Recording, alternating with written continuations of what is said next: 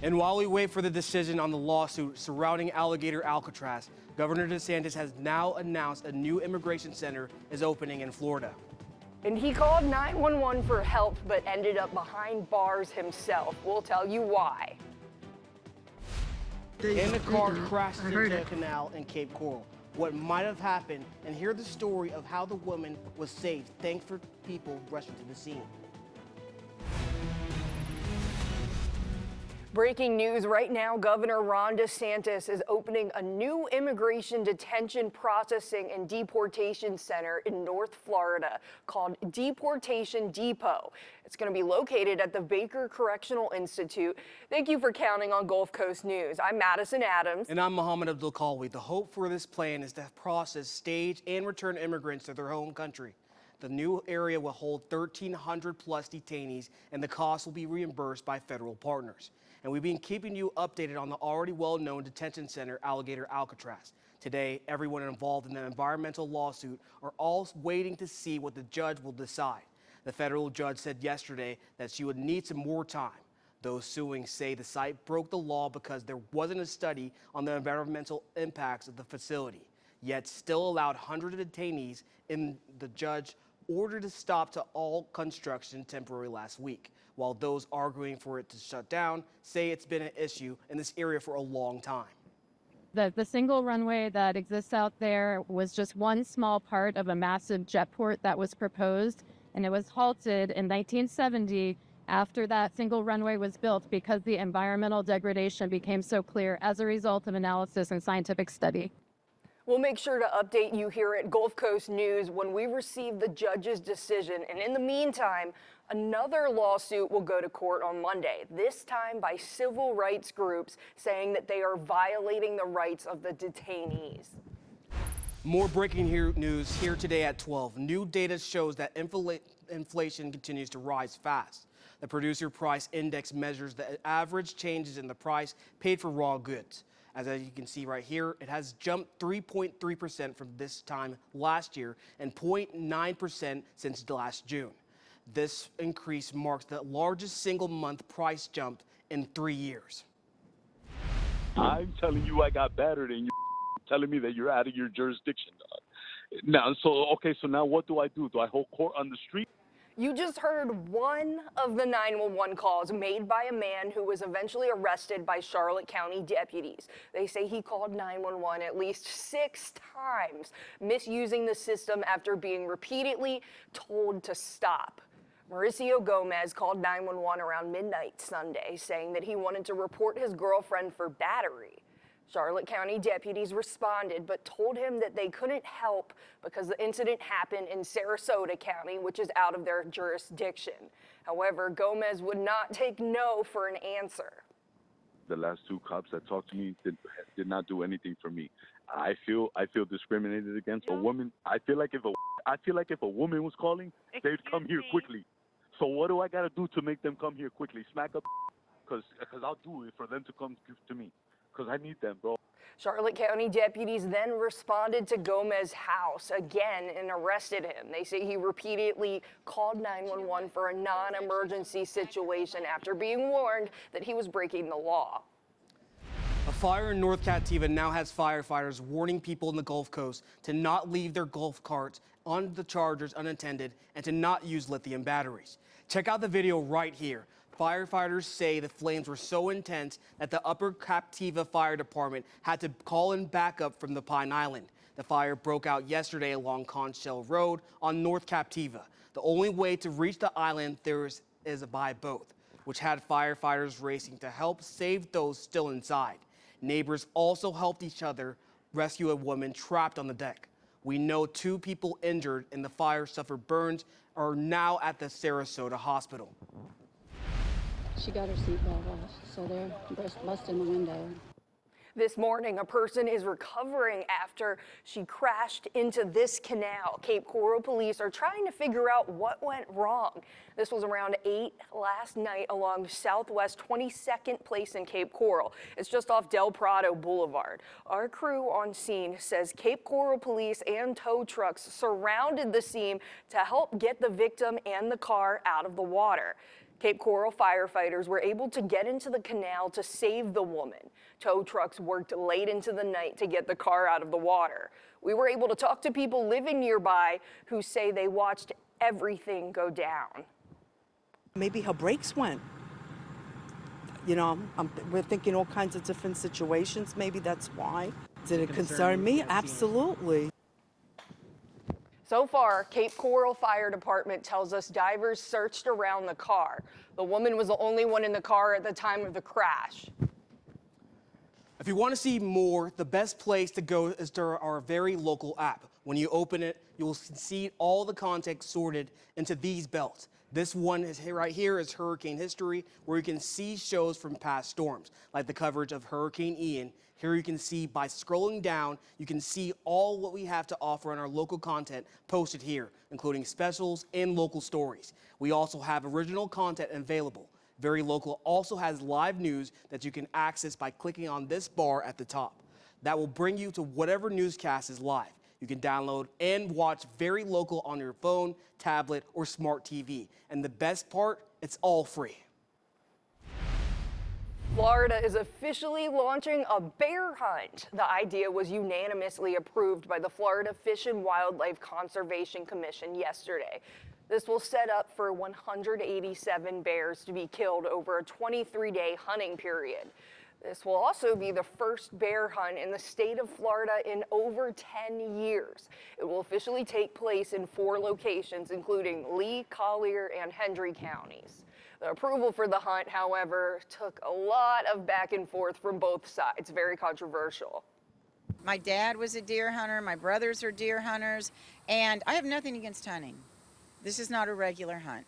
This is a trophy hunt, plain and simple.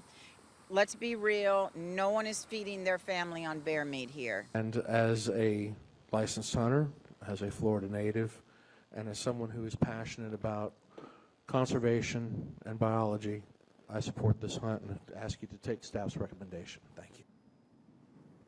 Well, the bear hunt has been approved. There are plenty of groups here in Florida who say they aren't backing down. They're going to continue to petition the governor and possibly even take legal action to attempt to stop the hunt. The Gulf Coast Storm Team is working to help you plan, prepare, and protect your family and property. Tomorrow night, we're bringing you vital information you need this hurricane season.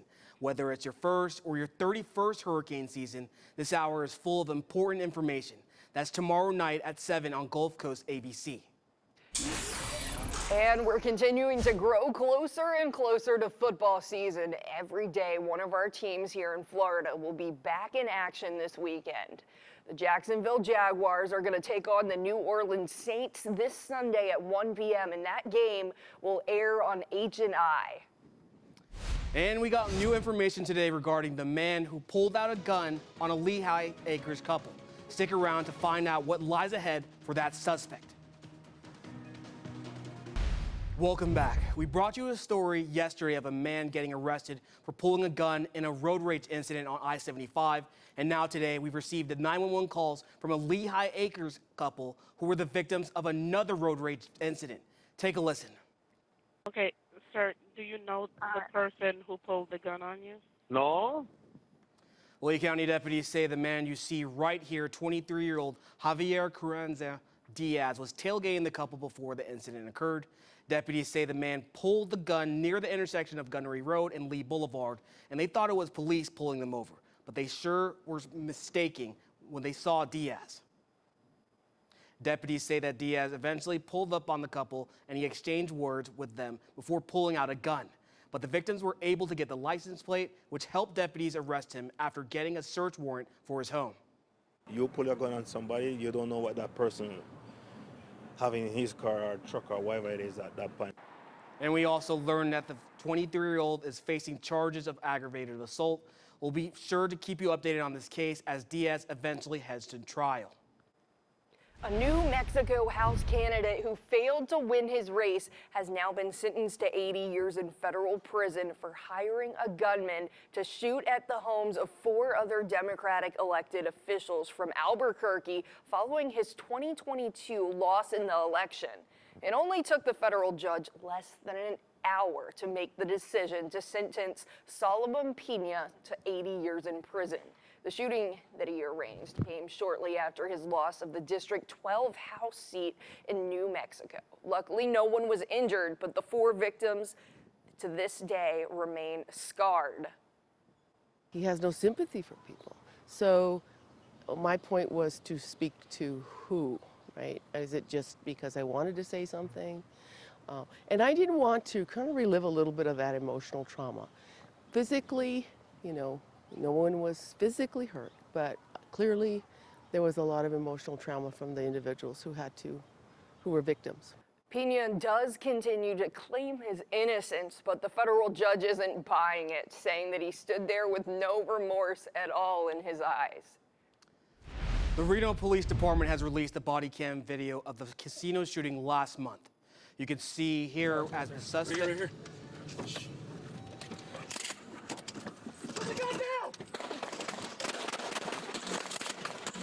Whoa, take a look at that video.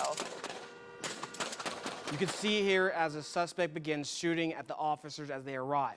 Police shot back at him, and they were able to corner him and arrest him. 3 people died, and 3 others were injured on that day. So it's time to replace some furniture, but your warranty has run out. We'll explain how you can still get some replacement parts for free. Today, this Trump administration says the Mexican government has extradited 26 alleged cartel members to the U.S. They now face justice here, accused of roles in drug trafficking and other crimes. The LA County Sheriff alleges one of them involved in the 2008 killing of a deputy. Mexican officials stressed that this was not aimed at pleasing the president, arguing the prisoners were continuing drug operations from behind bars. And Amazon is announcing a major grocery expansion. Prime members in Raleigh, Milwaukee, Tampa, Columbus, and many more cities can now shop for perishable groceries alongside the company's same-day delivery selection. Those items include produce, meat, seafood, dairy, baked goods, and even frozen foods, all available for delivery with just a few hours, Amazon says. The company began to add perishable groceries such as bananas, milk, eggs, bread, and ice cream to its same-day delivery service in cities like Phoenix, Orlando, and Kansas City. That sounds like a lot of fun. A judge rules that the far-right platform InfoWars will go up for sale again. This is to help pay for a settlement by the site's owner, Alex Jones. Jones owns more than $1 billion in defamation lawsuits due to the families of the Sandy Hook shooting victims, after he repeatedly spewed false claims that the shooting was a hoax. The court order opens the door for another potential bid by the satire site, The Onion, which tried to purchase InfoWars last year. YouTube is testing out a new feature which uses AI to estimate a user's age. It will then automatically activate safety features if a user is determined to be under 18. In the case of a false positive, users will have the option to prove that they are at least 18 with a government ID or credit card. President Trump issued a warning to Russian President Putin ahead of the summit tomorrow. Coming up, we'll tell you everything you need to know. Also coming up, an armored truck robbery in Pennsylvania. Hear why police might think this could be linked to a much larger operation right after the break. We'll be right back. President Trump is setting expectations for his face-to-face summit with Putin tomorrow, and he's also issuing a warning to the Russian president to be serious about ending the war or face consequences. The president discussed this in a sit-down after he held a virtual meeting with Ukrainian President Zelensky and European leaders who say that nothing can be decided without Ukraine's involvement. Alice Barr takes us through what to expect in Washington. In the countdown to tomorrow's critical summit between President Trump and Russian President Putin, Ukraine and its allies pressing Ukrainian interests to the forefront, meeting virtually Wednesday with President Trump. President Zelensky was on the call.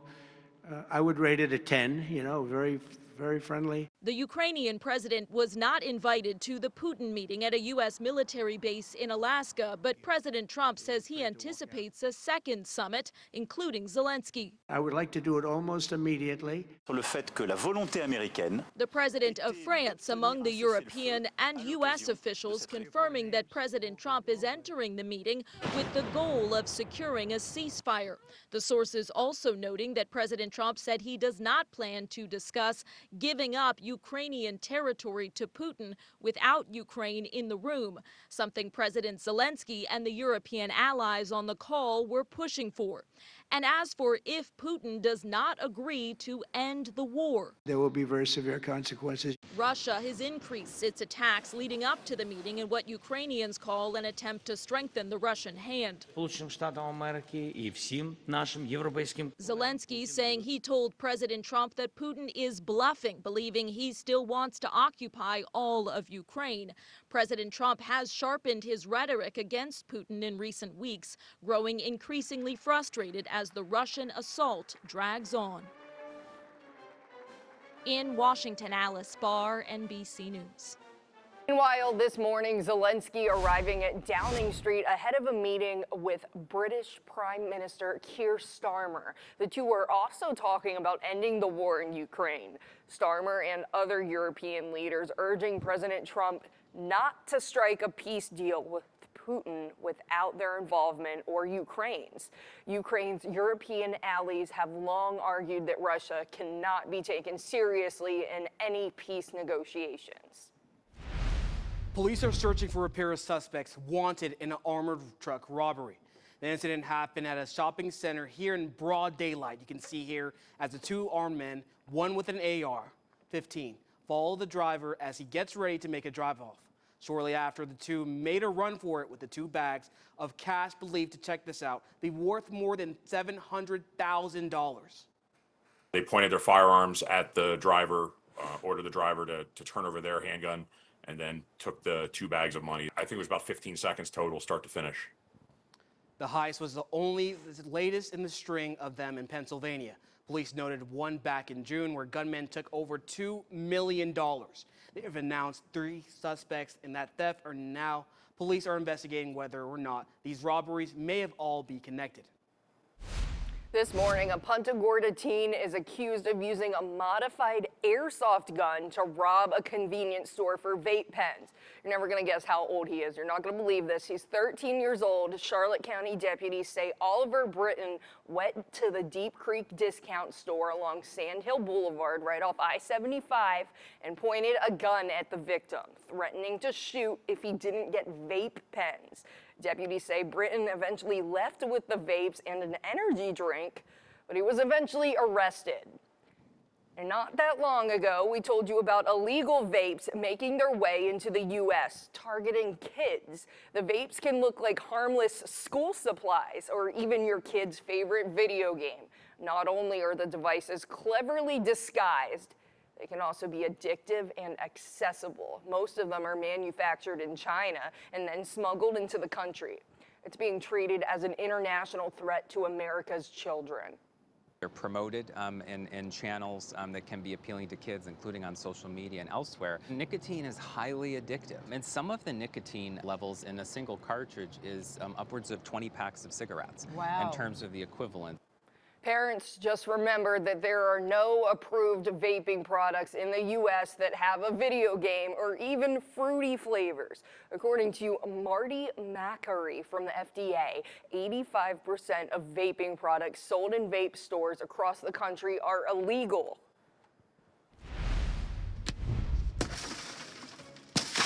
Exit the vehicle now! Exit the vehicle! We now know there will be no charges against this Jacksonville deputy in this viral arrest. William McNeil Jr. was pulled over back in February. Video shows the officer breaking the window and punching McNeil.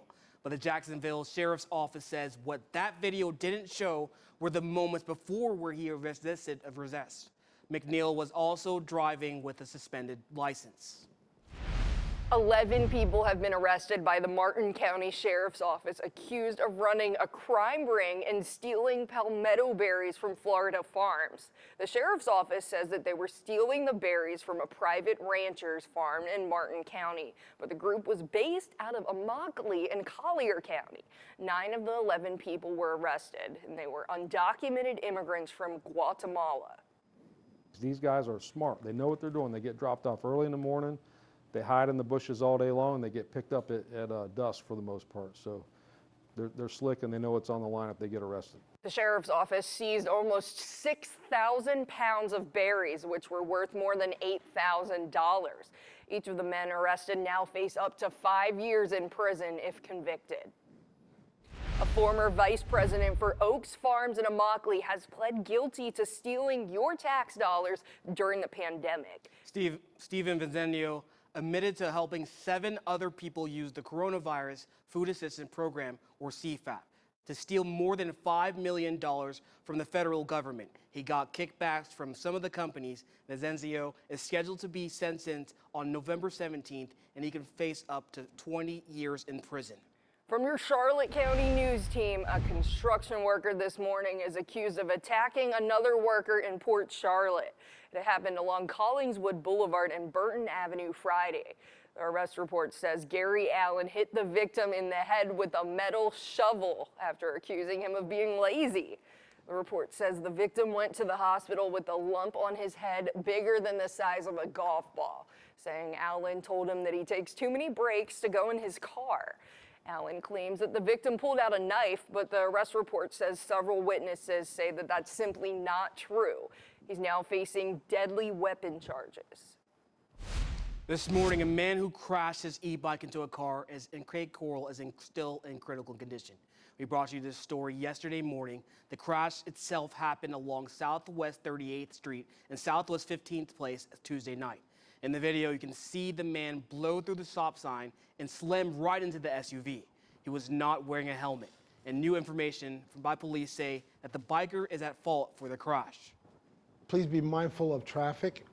Always ride with traffic. If you have safety lights on your bike, please have them on. And always wear a helmet. And please be safe. Please be safe. Very scary stuff. Cape Coral police say the biker is still in the hospital. In 2025 alone, more than 100 people in Florida died riding bikes. If you live in Cape Coral, you're one step closer to higher rental registration fees. Yesterday, we told you the city's plan to raise home rental fees from their current one price of $35 to $350 annually. The city says that all rental properties need to be registered or possibly face proposed fines for up to $700 for first offenses. A $300 fee, if it's that high, my margins are so low, I don't think that my business can survive with that. We are going to get a lot of vacation rentals, annual renters, things like that. So I think the city keeping an eye on it would, make the homeowners that actually buy out the house around them feel better. Ooh, gotta love those increased fees. Owners in Cape Coral have gotten the letters from the city telling them to register or face fines. Again, this all needs to be formally approved and finalized by City Council with a possible start date of January 1st, 2026. You're not going to want to miss what Mr. Food has in store for us today. It's surely something that we all love as kids. And why not get a little taste of nostalgia? That's coming up right after the break.